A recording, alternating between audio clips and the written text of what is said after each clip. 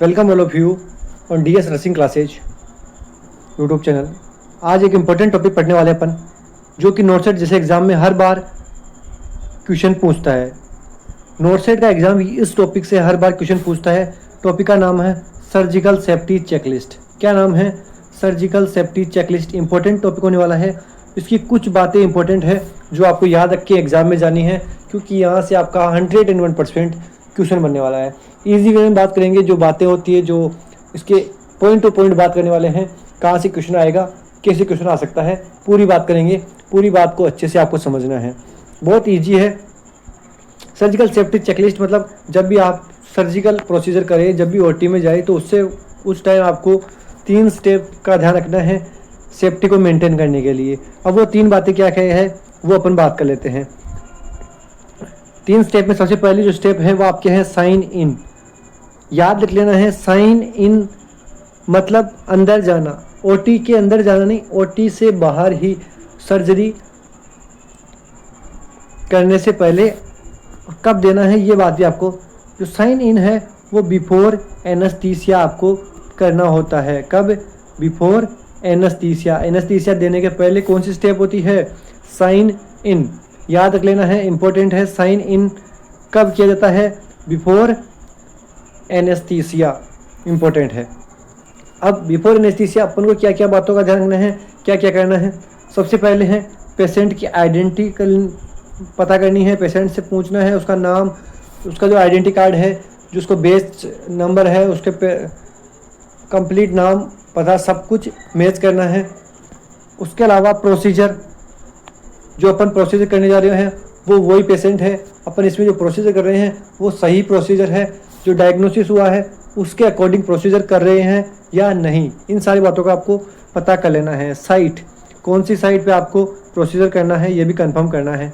इसके बाद में आता है कंसेंट। जो कंसेंट फॉर्म होता है वो भी आपको साइन इन फेज में ही कंप्लीट करवा लेना है। पेशेंट से जो कंसेंट लेते हैं बिफोर सर्जरी, वो आपको कौन सी फेज में कर लेना है? साइन इन वाली फेज में ही कर लेना है। इसके अलावा एनेस्थीसिया सेफ्टी, एनेस्थीसिया देने के बाद में कुछ जो प्रॉब्लम हो सकती है या फिर जो सेफ्टी मेंटेन करना होता है एनेस्थीसिया के लिए, वो सारी बातें अपन साइन इन की कंडीशन में फेज में ही करना है। पल्स ऑक्सीमीटर, जो ऑक्सीजन सिचुएशन है पेशेंट का, वो सब मॉनिटर अपने को साइन इन की फेज में कर लेना है। इसके बाद में आता है साइन आउट। दूसरी फेज क्या आती है याद रख लेना है। सबसे पहले साइन इन, इन यानी अंदर जा चुके हैं लेकिन अभी एनेस्थीसिया नहीं हुआ है। टाइम आउट मतलब अब आपका टाइम आउट हो चुका है, मतलब एनेस्थीसिया तो अपन दे चुके हैं। अब अपन जो पिछली जो बातें थी उनको अपन अब नहीं कर सकते हैं। ये अब कब किया जाता है? टाइम आउट की phase before skin incision. Skin पे इंसिजन लगाने से पहले जो जिन बातों का ध्यान रखना है वो आती है आपके टाइम आउट में। टाइम आउट में कौन सी बातें आती हैं वो देखना है। Patient procedure site confirmation, patient का कंफर्म करे कि पेशेंट ये है, इसका नाम भी जो अपने डॉक्यूमेंट्स में है वो सही है, कंप्लीट है। प्रोसीजर कौन सा करना है वो सही कर रहे हैं या नहीं, साइट कंफर्म कर लेनी है। इसके अलावा टीम, जो अपनी OT में जो टीम है सर्जरी की, उससे आपस में इंट्रोडक्शन कर लेना है।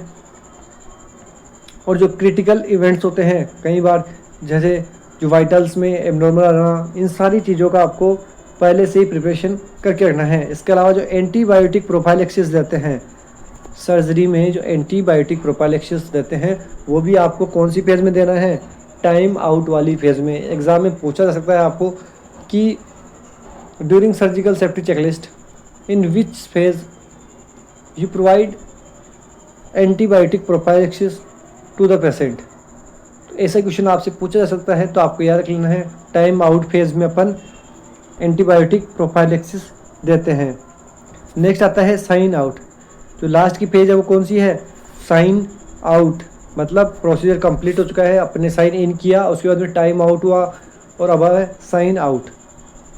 प्रोसीजर कंप्लीट हो चुका है, अब सर्जरी कंप्लीट हो चुकी है, लेकिन अब पेशेंट को OT से बाहर निकालना है। तो OT से बाहर निकालने से पहले आपको साइन आउट की फेज से गुजरना होगा और इस पेज को अपन क्या क्या करते हैं before discharge patient from OT से डिस्चार्ज करने से पहले कौन सी फेज होती है साइन आउट। इसमें अपन क्या क्या करते हैं प्रोसीजर रिकॉर्डेड, जो प्रोसीजर किया उसको रिकॉर्ड करना है। इंस्ट्रूमेंट, नीडल्स, स्पंज, काउंट्स, जो अपन ने इंस्ट्रूमेंट काम लिए, नीडल्स काम मिली, स्पंज काम मिली, हर एक चीज़ को गिन लेना है बिफोर प्रोसीजर और आफ्टर प्रोसीजर।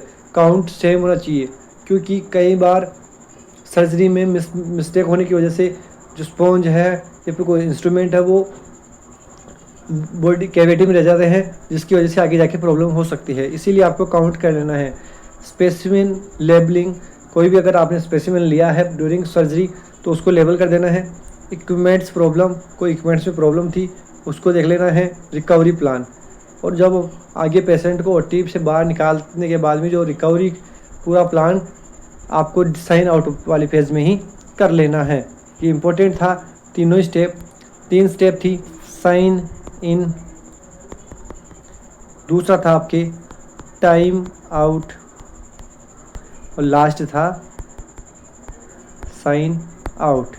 सबसे पहले साइन याद रखना है, फिर टाइम और sign, sign time sign, in out out, ये आपको ध्यान रख लेना है। अब एक क्वेश्चन आपके लिए है, इंपॉर्टेंट क्वेश्चन होने वाला है एग्जाम में, ऐसे क्वेश्चन आपसे आएंगे। All of the following are included in the WHO surgical safety checklist except, इनमें से जो दिए गए हैं वो सर्जिकल सेफ्टी चेकलिस्ट में इंक्लूडेड है, किसी एक को छोड़कर। तो आपको पहचानना है कि इनमें से कौन सा सर्जिकल सेफ्टी चेकलिस्ट में इंक्लूड नहीं है। ऑप्शन ए का है confirming the patients name and procedure, बिल्कुल ये आपको करना है साइन इन वाली फेज़ में। कौन सी में? साइन इन वाली फेज़ में। दूसरा ऑप्शन है confirming the patient's blood group. Option C है confirming specimen labelling for biopsy transfer. Option D है introducing our team members by name and role. तो आपको पता है कि स्पेसिमेन लेबल भी करते हैं अपन, जो साइन आउट वाली फेज़ है उसमें। इंट्रोडक्शन आर टीम मेंबर्स भी करते हैं अपन टाइम आउट वाली फेज़ में। लेकिन जो ब्लड सैंपल वाला जो आया है यहाँ पे कंफर्म करने का, ऐसा कोई भी अपन काम नहीं करते हैं सर्जिकल सेफ्टी चेकलिस्ट में। तो इसमें ऑप्शन बी इज राइट, मतलब इसको अपन सर्जिकल सेफ्टी चेकलिस्ट में इंक्लूड नहीं करते हैं। आई होप यहाँ तक समझ आएगा। एक बार फिर से मैं आपको बता दूँ, सारी जो प्रोसीजर थी उनको एक बार फिर से शॉर्ट वे में आपको बताता हूँ। WHO सर्जिकल सेफ्टी चेकलिस्ट, आपको एक एक पॉइंट को ध्यान रखना है। सबसे पहली फेज होती है साइन इन। कौन सी फेज होती है? Sign in. कब करते हैं साइन इन? एनेस्थीसिया देने से पहले। याद रख लेना है, एनेस्थीसिया देने से पहले कौन सी फेज आती है? साइन इन वाली फेज। इसमें अपन क्या क्या करते हैं वो बातें भी आपको ध्यान रख लेनी है, क्योंकि यहाँ से क्वेश्चन आता है।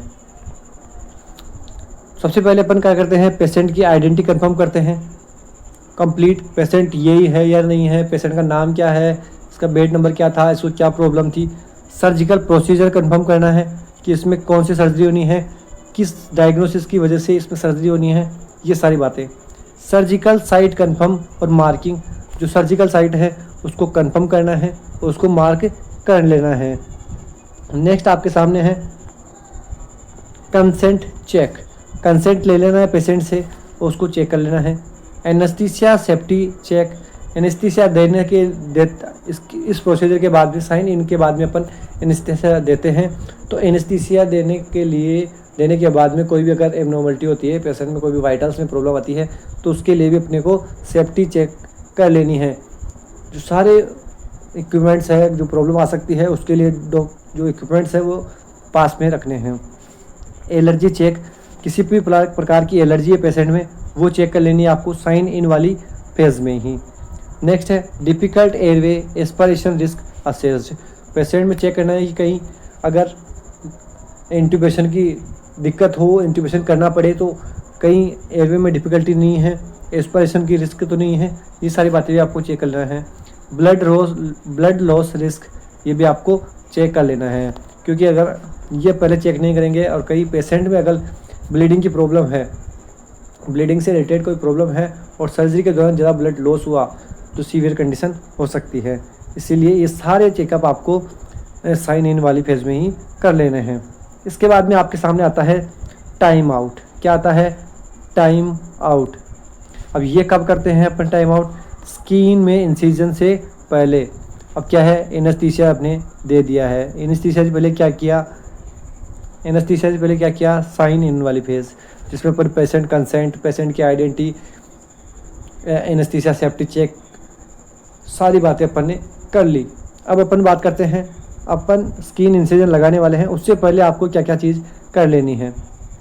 उससे पहले अपने को करना है पूरी सर्जिकल जो टीम है उसके इंट्रोडक्शन कर लेना है। इसके बाद में और क्या करना है, टीम मेंबर इंट्रोडक्शन कर ही लेना है। पेशेंट की आइडेंटिटी फिर से कंफर्म कर लेनी है एक बार, क्योंकि अब अपन इंसिजन लगाने वाले हैं। नेक्स्ट है प्रोसीजर को कंफर्म करना है, सर्जिकल साइट को कंफर्म करना है, एंटीबायोटिक प्रोफाइलैक्सिस देनी है और चेक करना है। नेक्स्ट है एंटीसिपेटिंग क्रिटिकल इवेंट्स डिस्कस। अगर कोई सा भी क्रिटिकल इवेंट आता है सर्जरी के दौरान तो उसको डिस्कस कर लेना है, उस टाइम कैसे आपको मैनेज करना है, वो सारी प्रिपरेशन आपको पहले से ही करके रखनी है। असेंशियल इमेजिंग अवेलेबल चेक्स, जो कोई ज़रूरत पड़ सकती है इमेजिंग की, किसी भी प्रकार की जांच की, तो वो आपको वहाँ अवेलेबल है या नहीं है ये चेक कर लेना है। तो ये अपन ने देखी यहाँ पे टाइम आउट वाली पेज, इसमें अपन को जो भी करना है वो इम्पोर्टेंट है, ध्यान से एक एक चीज़ को ध्यान से देख लेना है, एग्ज़ाम में यहीं से क्वेश्चन बनेगा। अब अपने पास लास्ट में आता है आपके साइन आउट वाली फेज। साइन आउट कब की जाती है? प्रोसीजर कंप्लीट होने के बाद में, पेशेंट ओटी छोड़ने से पहले। ये यहाँ ओटी है, क्या है, ओटी। प्रोसीजर कंप्लीट हो चुका है, अब प्रोसीजर कंप्लीट होने के बाद में पेशेंट को ओटी से डिस्चार्ज करना है, लेकिन ओटी से डिस्चार्ज करने के पहले कौन सी फेज आएगी? साइन आउट वाली फेज। अब साइन आउट वाली फेज में आपको क्या क्या करना है? सबसे पहले प्रोसीजर परफॉर्म्ड कंफर्म, ये कंफर्म कर लेना है कि पहली बात तो कि प्रोसीजर कंप्लीट हुआ या नहीं, हमने जो प्रोसीजर किया उसको कंप्लीट कर लिए, स्टिचिंग वगैरह सब कुछ कंप्लीट कर ली, ये कंफर्म करना है। उसके बाद में इंस्ट्रूमेंट, स्पॉन्ज, नीडल, इन सभी को काउंट कर लेना है कि अपन ने जो सर्जरी से पहले लिए थे वो कंप्लीट अपने पास वापस है या नहीं। स्पेसिमेन करेक्टली लेबल्ड, जो किसी भी प्रकार का अगर स्पेसिमेन लिया है ड्यूरिंग सर्जरी तो उसको लेबल कर लेना है। इक्विपमेंट प्रॉब्लम आइडेंटिफाई, अगर सर्जरी के दौरान किसी भी इंस्ट्रूमेंट में आपको लगा हो कि इसमें प्रॉब्लम थी तो उसको आइडेंटिफाई कर लेना है। और post operative recovery management plan discuss, अब आपने सर्जरी कंप्लीट कर ली है, अब आपको क्या करना है, पोस्ट प्रोसीजर रिकवरी प्लान बनाना है कि पेशेंट को अब कैसे जल्दी से रिकवर करना है। तो ये सारी बातें थी आपकी इम्पोर्टेंट।